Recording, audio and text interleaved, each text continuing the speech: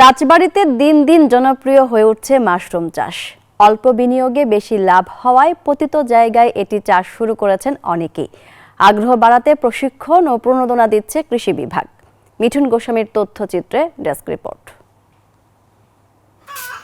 রাজবাড়ীর বালিয়াকান্দি উপজেলার ইসলামপুর সারুটিয়া গ্রামের আকলিমা খাতুন সরকারের পুষ্টি উন্নয়ন এবং দারিদ্র্য হ্রাসকরণ প্রকল্পের মাধ্যমে গত বছর নিজ বাড়িতে শুরু করেন মাশরুম চাষ।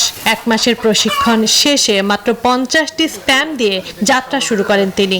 ঘরে বসেই তো করা যায়, ঘরে বসে করা যায়, যার কারণে মনে করেন যে আমার তেমন তো কোনো হয় না, বাইরে যেতে হয় না। আমি আরো স্পন বিক্রি করেছি, মানে দলভুক্ত চাষি আছে যারা, তারাও চাষ করতেছে, এর জন্য স্পন বিক্রি করেছি। এখন তার রয়েছে ছোট বড় 500-র বেশি স্প্যাম। তাকে দেখে উদ্বুদ্ধ হয়ে আরো অন্তত 30 জন মাশরুম চাষ শুরু করেছেন। বাড়তি জায়গার প্রয়োজন না হওয়ায় বারান্দা ও অব্যবহৃত স্থানে মাশরুম চাষ শুরু করেন তারা। প্রথমে অল্প নিয়েছিলাম, তারপরে মানে বেশি ভালো হয়েছে দেখে আমি পরে আর 18টা নিছি।